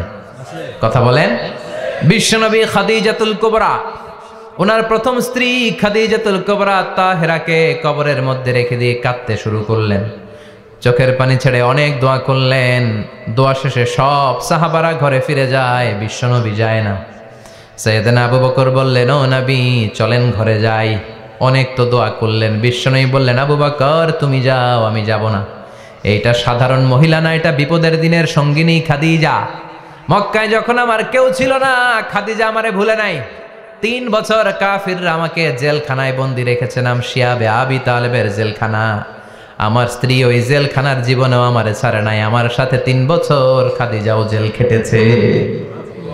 এই একটাই মহিলা, যেই মহিলাকে আল্লাহ আরশের উপর থেকে সালাম দিয়েছে, মহিলাটার নাম খাদিজা। আল্লাহু আকবার। আমার সব সন্তান আল্লাহ খাদিজার পেট থেকে দিয়েছে। ফাতেমাতুজ জোহরা খাদিজার মেয়ে, জাইনাব খাদিজার মেয়ে, উম্মে কুলসুম খাদিজার মেয়ে, রুকাইয়া খাদিজার মেয়ে, আবুল কাসেম বিশ্বনবীর ছেলে খাদিজার ছেলে, আব্দুল্লাহ যাকে তাইয়্যিব এবং তাহের নামে আমরা চিনি, সেও খাদিজার ছেলে। সুবহানাল্লাহ। ও আবু বকর, আমার এই কলিজার টুকরা প্রিয়তমা খাদিজারে রেখে দিয়ে কেমনে বাসায় যায়? তুমি যাও, আমি দাঁড়িয়ে থাকবো। এখনই মুনকার নাকির এসে খাদিজারে প্রশ্ন করবে, আমি দেখব খাদিজা উত্তর দিতে পারে কিনা। আর প্রশ্নের উত্তর যদি ভুল করে ফেলে, কবরের উপর থেকে আমি নিজে প্রশ্নের উত্তর দিয়ে দেব। সাইয়েদনা জিবরাইল বললেন নবী আপনার আর দাঁড়িয়ে থাকার দরকার নাই, আবু বকরের সাথে ঘরে চলে যান। আল্লাহ জানিয়ে দিয়েছে খাদিজার কবরের প্রশ্নে যদি কোনো সমস্যা হয়, আরশের উপর থেকে খাদিজার প্রশ্নের জবাব আল্লাহ নিজে দিয়ে দিবে। এজন্য কবরের আযাব থেকে বিশ্বনবী পানাহ চেয়েছেন। বিশ্বনবী বলেছেন, আল্লাহুম্মা ইন্না নাউযু বিকা মিন আযাবিল কবর। ও আল্লাহ, কবরের আযাব থেকে তুমি আমাদেরকে বাঁচাও। পড়েন আমিন। কবরে মুমিনদেরকে 4টা প্রশ্ন করা হবে, কাফিরদেরকে 3টা প্রশ্ন। চিৎকার করে বলেন, মুমিনের প্রশ্ন কয়টা? আর জোরে বলেন। প্রথম প্রশ্ন, মার রব্বুক, তোর রবের নাম কি? আমরা কি বলবো? আল্লাহ আমারে রব, এই রবি আমার সব, দমে দমে তনু মনে তারি অনুভব। আল্লাহ আমারে রব, এই রবি আমার সব। পড়েন আমিন। দ্বিতীয় প্রশ্ন, আমার দিন, উত্তর দিনের নাম কি? ধর্মের নাম কি? তৃতীয় প্রশ্ন, মান হাযার রাজুল, এই লোকটাকে কে? আমরা বলবো মুহাম্মদ সাল্লাল্লাহু। 3টা প্রশ্নের উত্তর যখন আপনি কবরে করে দিতে পারবেন, অতিরিক্ত একটা প্রশ্ন, ওয়ামা ইলমুক, এই যে 3টা প্রশ্নের উত্তর পাল্লা, কেমন করে উত্তর জানলা? কোত্থেকে শিখেছো? নকল করে আনছো কাফনের কাপড়ে? পরীক্ষার হলে নকল আছে না নাই? হাতে নকল আছে না? পায়ে নকল, মুজার ভিতরে নকল আছে না নাই? মোবাইলে নকল আছে না নাই? নকল থেকে আল্লাহ তুমি বাঁচাও। আরো আসতে কোন আমি। কিভাবে জানলা? কেমন করে 3টা প্রশ্নের উত্তর শিখলা? What is the source of your knowledge? তথ্যসূত্র কি? আপনাকে বলতে হবে আমি যেই কিতাবটা থেকে শিখেছি কিতাবটার নাম কি? চিল্লায় বলেন কি নাম? এই কিতাবটা হলো কোরআন। আপনাকে বলতে হবে কোরআন থেকে আমি শিখেছি, বিশ্বনবীর হাদিস থেকে আমি শিখেছি। 4টা প্রশ্নের উত্তর যখন পারবেন, ফেরেশতারা বলবে আহলান সাহালান, খোশ আমদেদ, কংগ্রেচুলেশন, বাহ বাহ, তুমি তো চমৎকার পেরেছো। ফায়ুফসাহু লাহু কবরুহু 70 যিরাআন, মুমিন বান্দার কবরটা 70 হাত লম্বা করে দেয়া হবে। ইফতাহু লাহু বাবুন ইলাল জান্নাত, জান্নাতের দিকে তার কবর থেকে একটা দরজা বানিয়ে দেয়া হবে। জান্নাতের সুঘ্রাণ ঠান্ডা বাতাস এসে তার কবরের ভিতরে ঢুকতে শুরু করবে। ইলবাসু লিবাস মিন আহলিল জান্নাত, জান্নাতীদের পোশাক তার গায়ের মধ্যে পরিয়ে দেয়া হবে। আল্লাহু আকবার। আর বলা হবে নাম কানাউমিল আরুস, বাসর রাতে বর যেমনি কনেকে নিয়ে ঘুমিয়ে যায়, তুমিও একটা ঘুম দাও। আলহামদুলিল্লাহ পড়ে মুমিন বান্দা আনন্দের একটা ঘুম দিবে। ইসরাফিলের সিংগার আওয়াজ ছাড়া পৃথিবীর কোনো কিছুই তার এই ঘুম ভাঙতে পারবে না। আল্লাহ আমরাও যেন সেদিন কবর একটা মজার ঘুম দিতে পারি, তুমি তৌফিক দাও। জোরে পড়েন আমিন। এবার বামপন্থী নাস্তিক আর কাফেরদের পালা, ইসলাম বিদ্বেষীদের পালা, আলেম ওলামাদের শত্রুদের পালা, ইসলামকে যারা বিজয়ী শক্তি হিসেবে মানতে পারে নাই তাদের পালা। চিল্লা এখন ঠিক কিনা? ওদেরকেও একই প্রশ্ন, রব কে? ওরা বলবে আমি জানি না। আমাদের উত্তর আল্লাহ। ওরা বলবে আমি কিচ্ছু জানি না, আমি সব ভুলে গেছি, আমার মাফ করে দেন, আমি কিছুই জানি না। তবে আমি ইসলাম বিরোধীদের সাথে চলতাম, যারা ইসলাম রে বাস দিত আমি তাদের সাথে স্লোগান দিতাম। এরকম ডাকাইত আছে না নাই? দ্বিতীয় প্রশ্ন, আমার দিন, তোমার ধর্মের নাম কি? কয় আমার ধর্ম নাই, আমার ধর্ম কর্ম নাই, আমি খালি দুনিয়া কে মজা লেলো, দুনিয়া তোমারই হ্যায়, আমি খালি দুম্মা চলে দুম। আছে না নাই? আমি শুধু মৌজ মাস্তিতে ব্যস্ত ছিলাম, আমার দুনিয়া নাই, দিন নাই, আখেরাত নাই, রবকে আমি জানি না, ধর্মকে জানি না। ইসলাম বিরোধী রাজনীতি আমি করতাম, মাও সেতুংয়ের রাজনীতি, কার্ল মার্কসের রাজনীতি, বুশের রাজনীতি, ডোনাল্ড ট্রাম্পের রাজনীতি, বামপন্থীদের রাজনীতি। চিল্লা এখন ঠিক কিনা? কোনো ধর্ম নাই। এই লোকটাকে চিনো কিনা বলো? বিশ্বনবীর চেহারা দেখিয়ে বলা হবে এই লোকটাকে, কয় জানি না। এরে আমি মানতাম না, এরে আমি গালে দিতাম। এরকম জাহান্নামের নরকীট আর পিতৃ পরিচয়হীন জারদ সন্তান বাংলার দেশেও আছে না নাই? এই মহামানবটাকে গালি দিয়ে পৈশাচিক আনন্দ পায়। পত্রিকায় লিখে, ব্লগের মধ্যে লিখে, ইন্টারনেটে কার্টুন বানিয়ে বানিয়ে পৈশাচিক ফুর্তি করে। এগুলো জাহান্নামের কীট, এগুলো জারদ সন্তান, বাপ মায়ের ঠিক নাই। চিল্লা এখন ঠিক কিনা? আমার নবীরে যারা গালি দেয় এগুলোর বাপ মায়ের ঠিক আছে? এগুলোর কোনো গোড়া আছে? এগুলোর কোনো শেকড় আছে? এগুলো আগাছা। চিৎকার করে বলো ঠিক কিনা? বলবে আমি জানি না। ফেরেশতারা বলবে দাঁড়া, আমরা জানি। তোর সাথে কেমন আচরণ করতে হবে আমাদেরকে ট্রেনিং দিয়েছে কে? এবার শুরু হবে মাইর। কি শুরু হবে? কথা বলেন, মাইর। ফায়ুদরাবু বিমা তারিকা মিন হাদিদ, লোহার হ্যামার দিয়ে শুরু হবে মাইর। এক একটা হ্যামারের বাড়িতে মাথাটা ফেটে চূর্ণ বিচূর্ণ হয়ে যাবে, দেহটা জামিনের ভেতরে 70 গজ ডুবে যাবে, দেবে যাবে। ওর চিৎকারে কবরস্থানটাও থারথার করে কাঁপবে। আবার জামিনকে বলা হবে ইলতাইমি, চাপা দে। জামিনে ঢুকে যাওয়ার পরে জামিনের এ পাশ থেকে একটা চাপা, মাটি চাপা, বাম দিক থেকে মাটি চাপা, 2 চাপায় ডান দিকের পাজর বায়ে চলে যাবে, বাম দিকের পাজর ডানে চলে আসবে। ওর চিৎকারে কবরস্থানটা থারথার করে কাঁপবে। আল্লাহ, এই ধরনের পরিস্থিতি থেকে তুমি আমাদেরকে বাঁচাও।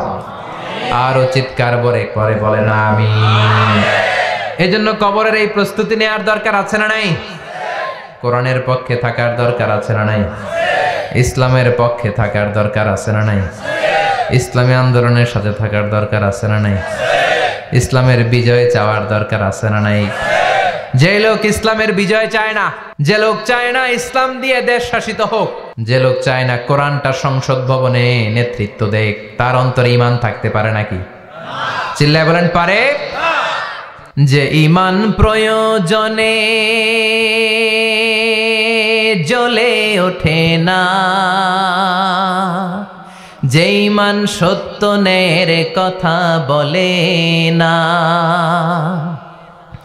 যে ঈমান প্রয়োজনে জ্বলে ওঠে না, যে ঈমান সত্য ন্যায়ের কথা বলে না, যে ঈমান বাস্তবে নাই, যে ঈমান অন্তরে নাই, মুখে শুধু ফাঁকা বলি, কি করে তারে বলো ঈমানে বলি, কি করে তারে বলো ঈমানে বলি, কি করে তারে বলো ঈমানে বলি। ঠিক কি না? যে ঈমান দিন কায়েমের আন্দোলনের ধার ধারে না, যে ঈমান লেবাসধারী কোরআন হাদিস তাও পড়ে না, যে ঈমান খাজার নামে মাজার করে ফুলুস কামায়, আছে না নাই? উখিয়াতে নাই? উখিয়াতে মাজার আছে নাকি? সাগর পাড়ে এগুলো থাকে? এগুলোর সাথে ইসলামের সম্পর্ক আছে? কথা বলেন, আছে? যে ঈমান খাজার নামে মাজার গড়ে ফুলুস কামায়, যে ঈমান শিরকিয়াতের আমল করে ভীত না হয়, যে ঈমান বাস্তবে নাই, যে ঈমান ময়দানে নাই, মুখে শুধু কথার কলি, কি করে তারে বলো ঈমানে বলি, কি করে তারে বলো ঈমানে বলি, কি করে তারে বলো ঈমানে বলি। চিল্লায় বলেন ঠিক কি না? এজন্য ঈমানের দাবি হচ্ছে অন্যায়কে প্রতিরোধ করতে হবে, হকের পক্ষে থাকতে হবে। কোরআনের রাজনীতি নিজ চোখে দেখে ইসলামকে সংসদ ভবনের উপরে কালিমার পতাকা পতপত করে দেখার স্বপ্ন অন্তরে থাকতে হবে। চিল্লায় কোন ঠিক কিনা? এটাই তো মুমিন, যে ইসলামকে বিজয়ী শক্তি হিসেবে দেখতে চায়, যে কোরআনের আইন চায়, যে কোরআনের রাজ চায়। চিল্লায় বলেন ঠিক কিনা? এজন্য আমরা আল্লাহর কাছে কামনা করি, আল্লাহ তুমি আমাদেরকে ঈমানের মৃত্যু দাও, তুমি আমাদেরকে কবরের সব প্রশ্নগুলো সহজ করে দাও। পড়ে না আমিন? আরো জোরে পড়ে না আমিন? এজন্য আল্লাহ বললেন, বাল তুসিরুনাল হায়াতাদ দুনিয়া ওয়াল আখিরাতু খায়রু ওয়া আবাকা।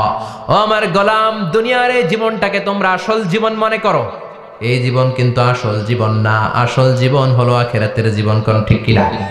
এই জন্য মৃত্যু থেকে যতই পালাও, পালিয়ে বেঁচে থাকতে পারবা নাকি? পারা যাবে? চিল্লায় বলেন। কোন নবীরা পারছে? আদম আলাইহিস সালাম মৃত্যু থেকে বেঁচে গেছে না? মরছে? কথা বলেন না। উনি পৃথিবীর একমাত্র মানুষ যিনি জানতেন যে উনি কতদিন বাঁচবেন। সুবহানাল্লাহ পড়েন। উনি জানতেন উনি কতদিন বাঁচবেন। কেন আল্লাহ জানালেন? এর কারণ মৃত্যু কি এটা উনি জানেই না, কেমনে মরে দেখেই নাই, কষ্ট কি জানে না। আমরা আমাদের দাদাকে মরতে দেখেছি, বাবাকে মরতে দেখেছি, মামাকে মরতে দেখেছি, মরণের কত কষ্ট আমরা দেখি। এজন্য ভয় আছে না নাই? আদম আলাইহিস সালামের দাদা আছে নাকি? বাবা, মামা, খালু, শালা আছে? নাই। এজন্য মৃত্যু যে কেমন এটা উনি জানতেন না। এজন্য আল্লাহ জানিয়ে দিলেন, আদম পৃথিবীতে তুমি 1000 বছর বাঁচবা। আলফু সানা। লাম্মা খালাকাল্লাহু আদামা ওয়া কানা তুলুহু 60 যিরাআন। বুখারীর বর্ণনা, সাইয়েদনা আদম আলাইহিস সালামকে বানানোর পরে আল্লাহ 60 হাত লম্বা বানালেন। কয় হাত? জোরে বলেন, আরো জোরে। 60 হাত লম্বা। এরপরে ওনার ঔরসে পৃথিবীতে যত নারী আসবে, পুরুষ আসবে রূহের জগতে, সবগুলো রূহকে বসিয়ে দিলেন বৈঠকে। সুবহানাল্লাহ। বিশাল কনফারেন্স রুম। আমরাও ছিলাম না? আমাদের রূহটাও ছিল। সাইয়েদনা আদম বললেন, আল্লাহ এরা কারা? আল্লাহ বললেন, আদম এগুলো সব তোমার সন্তান। সাইয়েদনা আদম অবাক দৃষ্টিতে, অপলক নয়নে নিজের সন্তানদের রূহগুলো দেখতেছিলেন। দেখতে দেখতে হঠাৎ একটা রূহকে ভালো লেগে গেল। বললেন, আল্লাহ এটা কার রূহ? আল্লাহ বললেন, এটা দাউদ আলাইহিস সালামের রূহ। পড়েন সুবহানাল্লাহ। আল্লাহ এটাকে দেখতে বড় ভালো লাগে, কার রূহ? এটা তোমার ছেলে নবী হবে, নবী দাউদের রূহ। কাম উমরু, আল্লাহ দুনিয়াতে সে কয়দিন বাঁচবে? আল্লাহ বললেন, 40 সানা, 40 বছর। কয় বছর? সবাই বলেন, কয় বছর? 40 বছর। সাইয়েদনা আদম বললেন, মাবুদ আমার এত সুন্দর কলিজার টুকরা সন্তান দাউদ আলাইহিস সালামকে দুনিয়াতে মাত্র 40 বছর আপনি কেন দিলেন? আল্লাহ প্রথম মানুষ এবং নবী হিসেবে আপনার কাছে ফরিয়াদ করি, আমার ছেলে দাউদের বয়স বাড়ায়া দেন। আল্লাহ কয়, না, হাযা ক্বাদ কুতিবা, এটা লেখা হয়ে গেছে। রুফিআতিল আকলাম ওয়া জাফফাতিস সুহুফ, লিখে ফেলছি, কলম শুকায় গেছে, কালি শুকায় গেছে, এটা চেঞ্জ করা যাবে। সাইয়েদনা আদম বললেন, আল্লাহ আমি বাঁচমু কয় বছর? কয় তুমি থাকবা কয় বছর? আলফু সানা, 1000 বছর। মনে আছে? আল্লাহ আমার 1000 বছরের দরকার নাই, আমি আমার 1000 বছর থেকে 60 বছর আমার ছেলে দাউদরে আমি দিয়ে দিলাম। আদম আলাইহিস সালামের 1000 বছর থেকে 60 বছর যদি দান করে দেয়, ওনার আর কত রইল? 940। আর 60 বছর যদি দাউদ নবীর 40 বছরের সাথে যোগ দেয়া হয়, উনি পেলেন কয় বছর? 100। সাইয়েদনা আদম পৃথিবীতে আসলেন, এসে থাকতে শুরু করলেন। দিন গড়িয়ে রাত আসে, মাস গড়িয়ে বছর আসে, বছর যায় বছর আসে। ঠিক 940 বছর পর মালাকুল মাউত আদম আলাইহিস সালামের কাছে আসলেন। বললেন, আনা মালাকুল মাউত উকিলা বিকুম, আপনাদের জন্য আল্লাহ আমাকে বানিয়েছে রূহ কবজ করতে। ও আদম, আবুল বাশার, পৃথিবীর প্রথম মানব, প্রথম নবী, আপনার সময় শেষ, রেডি হন। কি হন? খেলা শুরু হবে, এখনই রূহ কবজ করে নিয়ে যাব। সাইয়েদনা আদম বলে, এখন আসছো কেন? আমার আরো 60 বছর বাকি আছে। মালাকুল মাউত বলে, না, আপনি রূহের জগতে আল্লাহর কাছে আপনার সন্তান দাউদকে কয় বছর দিয়েছিলেন? 60 বছর। এজন্য 940 বছর আপনার জন্য লেখা। আমি এখন আপনার রূহ কবজ করতে চাই। সাইয়েদনা আদম বলে, আমি মানি না, আমি কাউরে দেই নাই 60 বছর, আমি দেই নাই, আমি আরো বাঁচব, আমি আরো বাঁচবো, 60 বছর আমি বাঁচবো, আমি দেইটাই নাই। মিয়া যাও। মালাকুল মাউত আল্লাহর যে বলে, আল্লাহ দেয় নাই বলে, আসলে ভুলে গেছে। আসলে আফাতুল ইলমি আন নিসিয়ান, মানুষ ভুলে যায়, মানুষ বড্ড ভুলে যায়। আমরা অনেক সময় খাইয়াও কই খাই নাই। অনেক কিছু আপনি দিছিলেন কিন্তু ভুলে যাই, গলার নিচ দিয়ে নামার পরে কই তুমি কিচ্ছু দাও নাই। আছে না নাই? নাসিয়া আদম ফানাসিয়া বানু, আদম আলাইহিস সালাম ভুলে গেছেন, তাই আমরাও ভুল করি, ঠিক কি না? এজন্য আমাদের নেতারাও বলে এটা দেব ওটা দেব, নির্বাচনের পর সব ভুলে যায়। আছে না নাই? ওই যে আদম আলাইহিস সালাম ভুলছে, আমরাও ভুলে যাই। ওনাদের দোষ কি? ভুলে যায়, বেমালুম ভুলে যায়। আল্লাহ বললেন, মালাকুল মাউত আর জোরাজুরি করো না, 940 নয়, ঠিক 1000 বছর পরে আদমের কাছে যাবা। আমি আমার আদমের ভাগ্যে এই জিনিসটাই রেখে দিয়েছিলাম রে মালাকুল মাউত, আমি আগ থেকে এটাই রেখেছি। আমি জানতাম সে ভুলে যাবে। চিল্লা এখন সুবহানাল্লাহ। তার মানে পৃথিবীর সবচাইতে লম্বা মানুষ, 60 হাত লম্বা, এত শক্তিশালী আদম আলাইহিস সালাম শ্রীলঙ্কাতে প্রথম নেমেছিলেন। 1 লাফ দিলে আধা মাইল চলে যাইতেন। সুবহানাল্লাহ। কি লম্বা মানুষ! থাকতে পারছে? কথা নাই। ঘুমে ধরছে? শেষ করে দেই।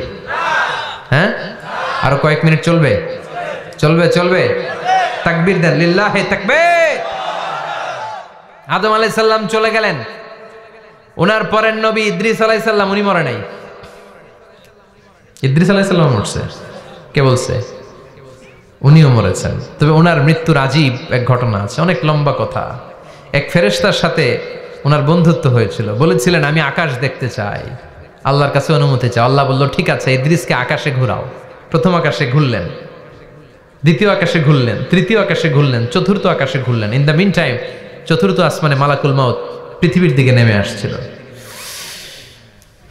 ওই ফেরেশতা বলে মালাকুল মাউত আপনি কই যান? মালাকুল মাউত বলে একটু আগে আল্লাহ ফরমান জারি করেছে চতুর্থ আসমানে আমার নবী ইদ্রিসের রূহ কবজ করো।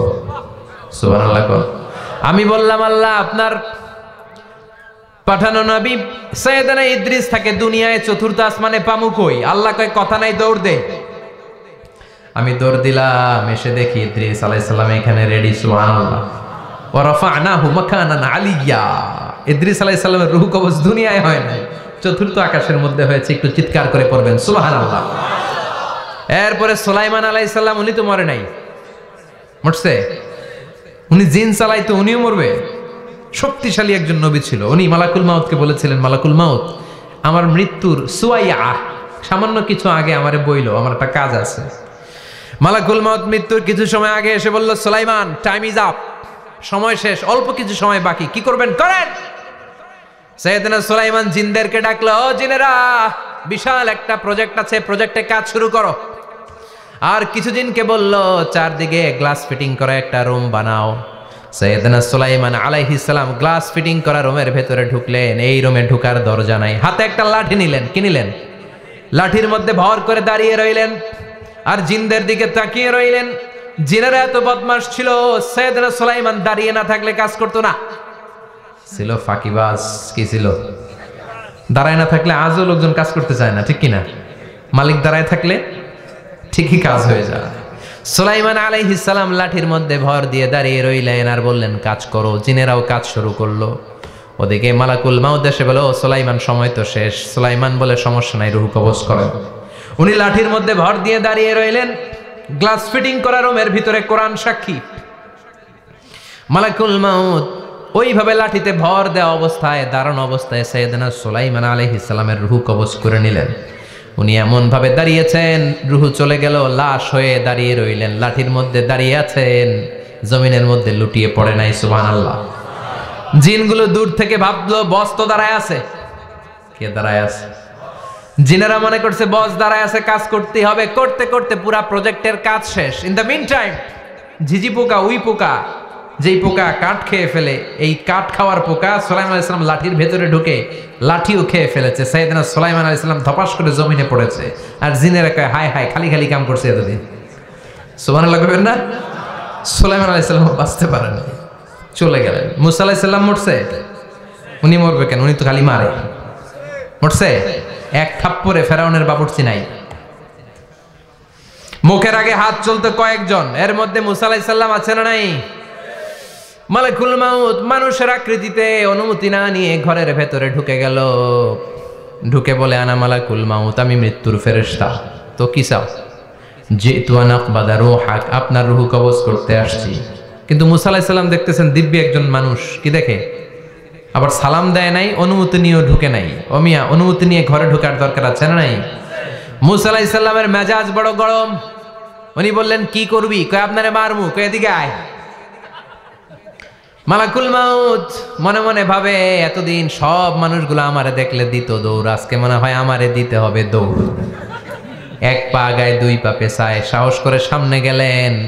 আবার মুসা আলাইহিস সালাম দিলেন এরকম থাপ্পড়। ফাসাক্কাহু ফাফাকু আইনা, বুখারীর বর্ণনা, এক থাপ্পড়ে চোখ নাই।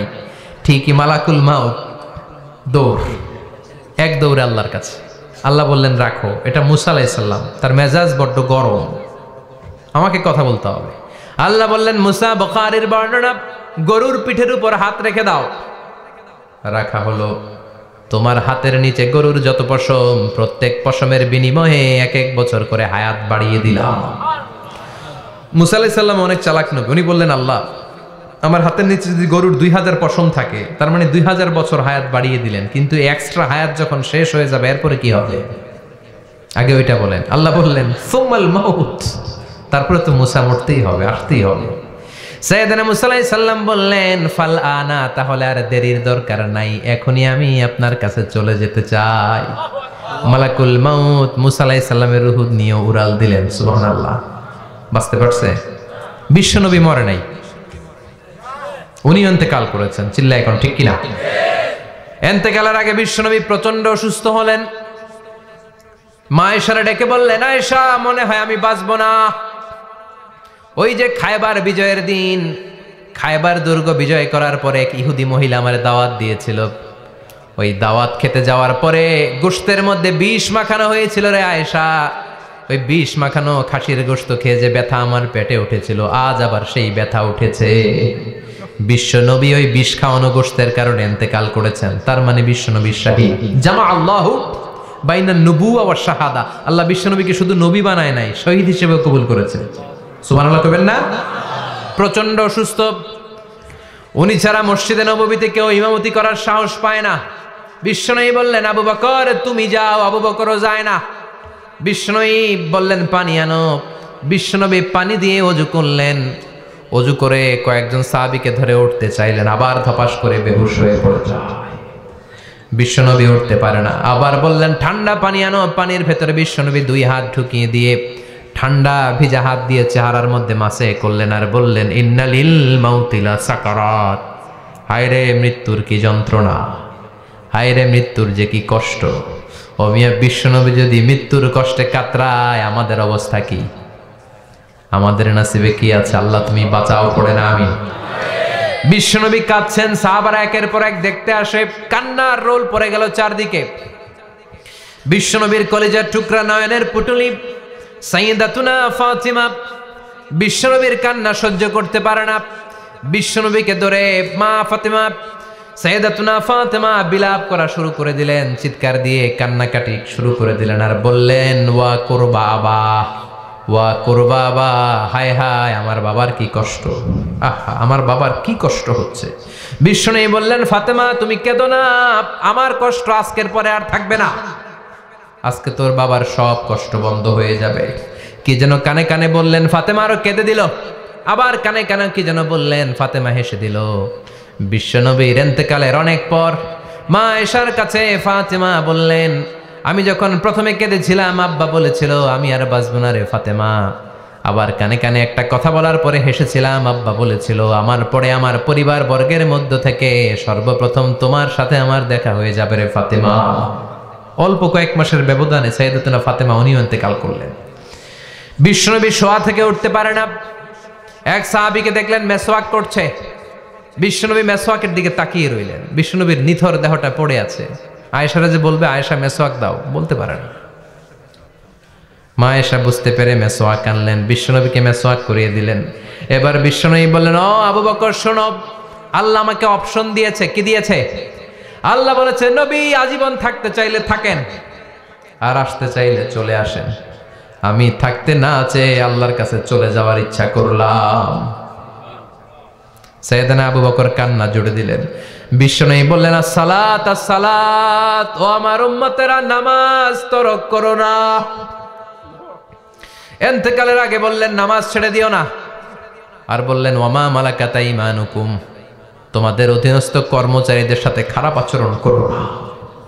ঘাম শুকানোর আগে পয়সা দিয়ে দিও। আর হাত দুটো উঁচু করে বললেন, আল্লাহুম্মা ইলার রাফিকিল আলা, ও আল্লাহ আমি আপনার কাছে যেতে চাই। এই কথাটা বলে বিশ্বনবীর হাত দুইটা ধপাস করে জামিনে পড়ে গেল। বিশ্বনবীও চলে গেলেন। থাকতে পেরেছে কেউ? চিল্লায় বলেন। এজন্য আমরা আল্লাহর কাছে ঈমানি মৃত্যু চাই। কি মৃত্যু? আমরা উত্তম মৃত্যু চাই। চিল্লায় বলেন কি মৃত্যু? এজন্য মরণের আগে ঈমান নিয়ে মরার দরকার আছে না নাই? বিশ্বনবী দোয়া করতেন, আল্লাহুম্মা রযুকনা হুসনাল খাওয়াতিম, ও আল্লাহ আমাদের শেষটা যেন ভালো হয়। শেষ কথা বলি, এদিকে তাকান, মনোযোগ আছে? বলতেন, আল্লাহুম্মা রযুকনা হুসনাল খাওয়াতিম, ও আল্লাহ আপনি আমাদেরকে ঈমানের মৃত্যু দেন, আমাদের শেষটা ভালো করেন। কারণ সব ভালো তার শেষ ভালো। জানেন না এটা আপনারা? সব ভালো তার শেষ ভালো। আজীবন ইসলামের পক্ষে, আজীবন নামাজি মুত্তাকি, মরার আগে কাফের হয়ে মরে, এরকম আছে না নাই? মরার আগে শাহবাগের মঞ্চে উঠে ভাষণ দেয়, ভাইয়েরা আমার, আছে না নাই? আবার আজীবন কাফের, ইসলামের বিরোধী, ইন্তেকালের আগে কালিমা পড়ে সব মাফ করায়, আছে না নাই? বিশ্বনবীর শ্বশুর আবু সুফিয়ান, নাম শুনছেন? বদরের যুদ্ধে বিশ্বনবীর বিরুদ্ধে, মক্কায় বিশ্বনবীরে ঘুমাতে দেয় নাই, উহুদের যুদ্ধে বিশ্বনবীর সাথে ফাইট, খন্দকের যুদ্ধে বিশ্বনবীর সাথে মারামারি, আহজাবের যুদ্ধে কিলাকিলি, সারাটা জীবন বিশ্বনবীর সাথে মারামারি, মক্কা বিজয় কালিমা পড়ে মুসলমান হয়েছে। গোটা জীবনে যা অন্যায় করেছে সব মাফ করে দিয়েছে কে? এজন্য আমরা আল্লাহরে বলি, আল্লাহ কালিমাটা পড়তে পড়তে যেন আমরা মরতে পারি, চিৎকার করে পড়ে না আমিন। জিহাদের ময়দানে এক সাহাবা যুদ্ধ করতে লাগলেন। বুখারীর বর্ণনা, যুদ্ধ করতে করতে কাফেরদেরকে মারতে মারতে, হাদিসের ভাষ্য লা ফাযা ওয়ালা শাযা ইল্লা ইয়াদরিবুহা বিসাইফি, তার সামনে যত কাফের আসে সে কচুকাটা করে। অন্য সাহাবীরা খুশি হয়ে যায়, অন্য সাহাবীরা বলে আজকের সব সওয়াব এই সাহাবী পেয়ে যাবে। কিন্তু বিশ্বনবী হঠাৎ করে একটা কথা বললেন, ওই কথা শুনে সাহাবীরা অবাক। বিশ্বনবী বললেন হুয়া ফিন্নার, ও জাহান্নামে যাবে। কই যাবে?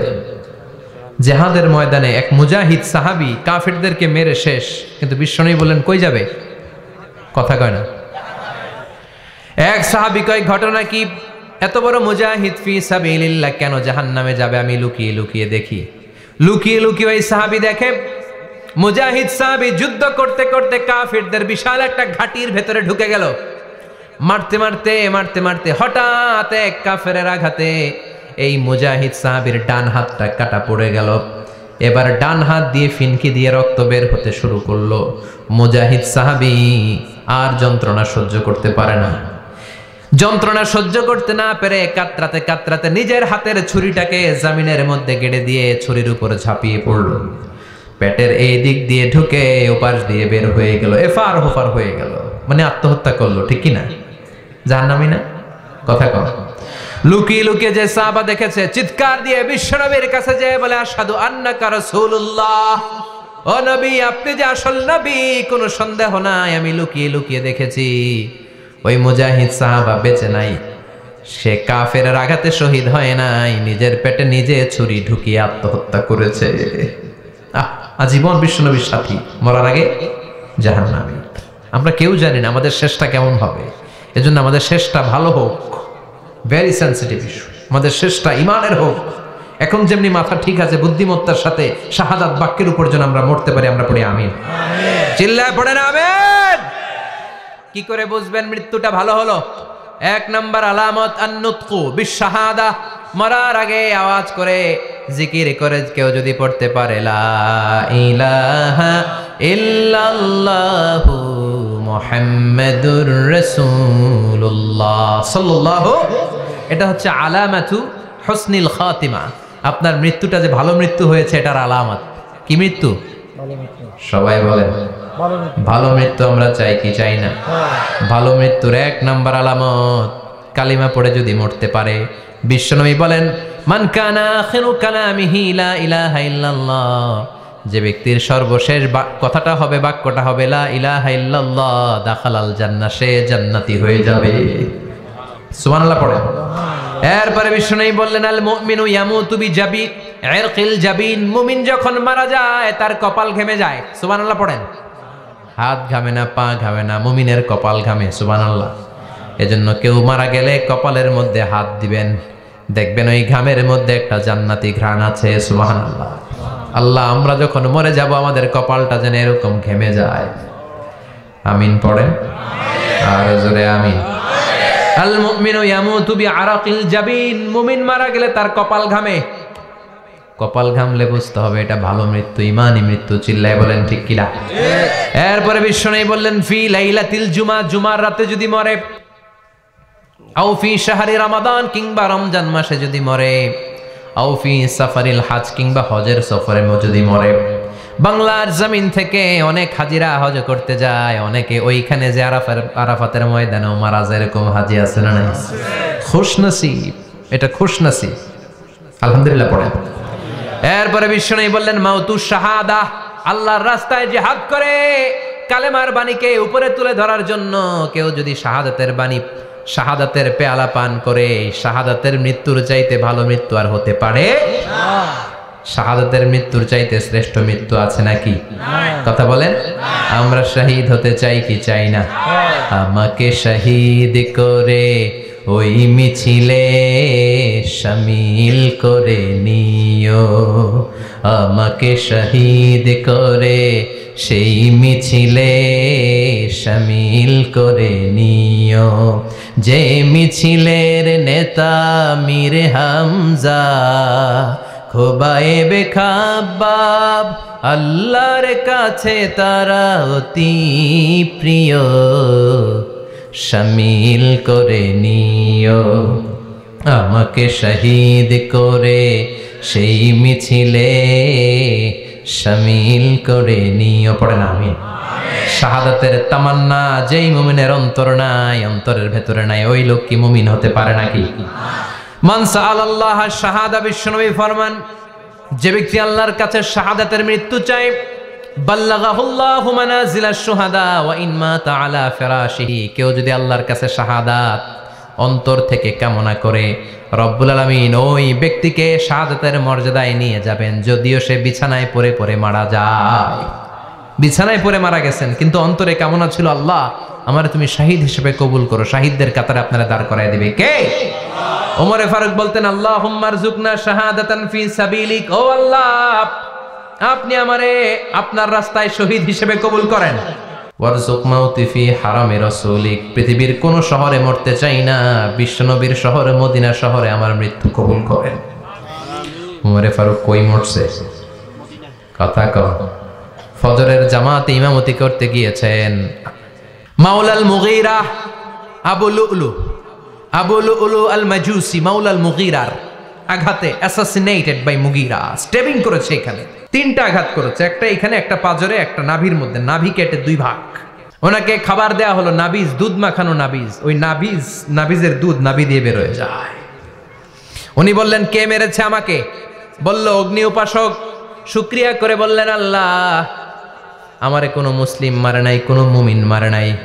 উনি বেহুশ ছিলেন, হুশ ফিরে সবাই রে বললেন, আসল্লান নাস, ফজরের যেই নামাজটা আমার ইমামতিতে শুরু হয়েছে, 1 রাকাতের পর আমাকে মারা হলো। এবার আমাকে বলো, আমার নেতৃত্বে যে নামাজটা শুরু হয়েছে, নামাজটা ঠিক মতো হয়েছে কিনা? সুবহানাল্লাহ। আমারে কে মারলো? কে তোমাদের খলিফা হবে? কি হবে আমার আব্দুর রহমানের আব্দুল্লাহর? এগুলো নাই। প্রথম কথা ছিল মানুষরা নামাজটা পড়েছে কিনা। সুবহানাল্লাহ। এজন্য শাহাদাতের তামান্না সবচেয়ে বড় তামান্না। চিল্লায় বলেন ঠিক কিনা? এরপর বিশ্বনবী বললেন, মুরাবিতান ফি সাবিলিল্লাহ, মুসলিম রাষ্ট্রের পাহারা দেয় যারা, বর্ডার গার্ড। আমাদের দেশের বর্ডার গার্ডের কি বলে? আগে বিডিআর ছিল, এখন বিজিবি। আমার বিজিবির ভাইয়েরা না খেয়ে না পড়ে শীতের রাতে দেশ পাহারা দেয়। বিএসএফ এর গুলিতে যদি মারা যায়, এটা শহীদ। সুবহানাল্লাহ। এর চেয়ে শ্রেষ্ঠ মৃত্যু আর হতে পারে? এরপর আল মাউতু আলা আমালিন সালেহ, কোন ভালো কাজের উপর মরণ। নামাজে সেজদা দিয়েছে, সেজদা অবস্থায় অনেকে চলে যায়, এরকম আছে না নাই? তাহাজ্জুদের যায় নামাজে মরণ দিও প্রভু আমায়, একামতে দিনের কাজে কবুল করে নিও আমায়। পড়েন আমিন। তাহাজ্জুদের যায় নামাজে যেন আমাদের মরণ হয়, পড়েন আমিন। রোজা অবস্থায় মারা যাওয়া, নেক আমল অবস্থায় মারা যাওয়া, এগুলো হচ্ছে আলামাত হুসনিল খাতিমা। আপনার শেষটা, বিদায়টা, মৃত্যুটা যে ভালো হয়েছে তার আলামত। আল্লাহ এই যে কথাগুলো বললাম, শ্রেষ্ঠ শ্রেষ্ঠ মৃত্যু, আমাদের মৃত্যুগুলো ওই রকম করে দিও। চিৎকার করে পড়েন আমিন, আওয়াজ করে পড়েন আমিন। এবার আলামাত সুইল খাতিমা, কিছু মৃত্যুর আলামত আছে, এটাই প্রমাণ করে এটা ভালো মৃত্যু নয়, এরকম আলামত আছে না নাই? 1 নম্বরে হলো আল ইন্তিহার, আত্মহত্যার মৃত্যু। সমাজে আছে না নাই? উখিয়াতে তো নাই না? এদিকেও মরে, কি জন্য? কেন মরে? হ্যাঁ, বয়ফ্রেন্ড গালি দিয়েছে এজন্য? হ্যাঁ,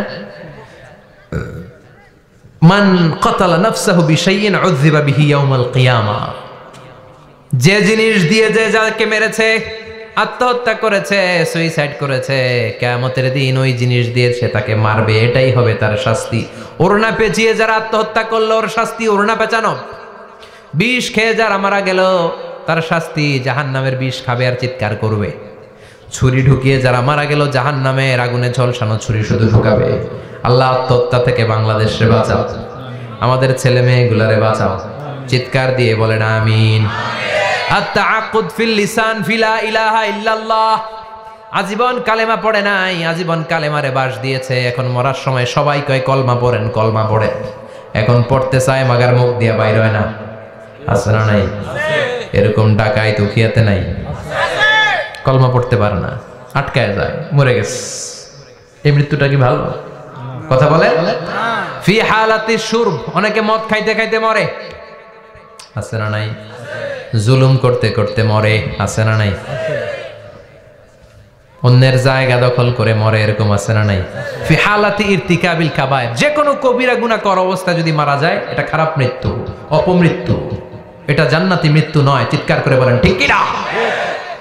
এরপর ফি সাখাতিল ওয়ালিদাইন, বিশ্বনবী বললেন কোন ছেলে যদি মারা যায় এমন অবস্থায় মা বাবা তার উপর রাগান্বিত, এটা ভালো মৃত্যু?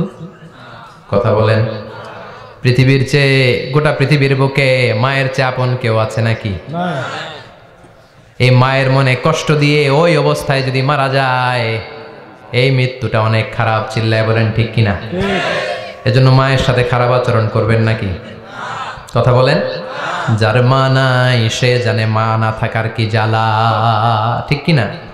যখন রাত্রি নিঝুম এই চোখে ঘুম, একলা শুধু ঘরে, তোমায় মনে পড়ে মাগো, তোমায় মনে পড়ে। যখন রাত্রি নিঝুম এই চোখে ঘুম, একলা শুধু ঘরে, তোমায় মনে পড়ে মাগো, তোমায় মনে পড়ে। এজন্য মায়ের দোয়া সবচেয়ে বড় দোয়া। মা রেগে আছে, মা বদদোয়া দিয়েছে, বাবা বদদোয়া দিয়েছে, বাবা আপনার উপর অসন্তুষ্ট, ওই অবস্থায় ছেলে মরলে এটা কি ভালো মৃত্যু? এরপরে স্বামী যদি নাখোশ থাকে স্ত্রীর উপর, স্বামী যদি স্ত্রীর উপর রেগে থাকে, অসন্তুষ্ট থাকে, ওই অবস্থায় স্ত্রী যদি মারা যায় এটাও খারাপ মৃত্যু। চিল্লায় বলেন এটাও খারাপ মৃত্যু।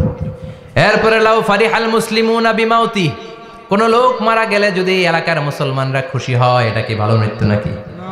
কোন লোক মারা গেলে এলাকার মুসলমানরা যদি আল্লাহর শুকরিয়া করে, এটা কি ভালো মৃত্যু নাকি? আমরা কি ভালো মৃত্যু চাই নাকি খারাপ?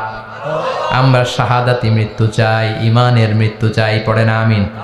এজন্য রব্বুল আলামিন বলেন বাল তুসিরুনাল হায়াতাদ দুনিয়া ওয়াল আখিরাতু খায়রুন ওয়া আবকা, ক্ষণস্থায়ী দুনিয়াটাকে তোমরা বড় মনে করো, এটা বড় না, বড় হলো আখিরাতের জীবন।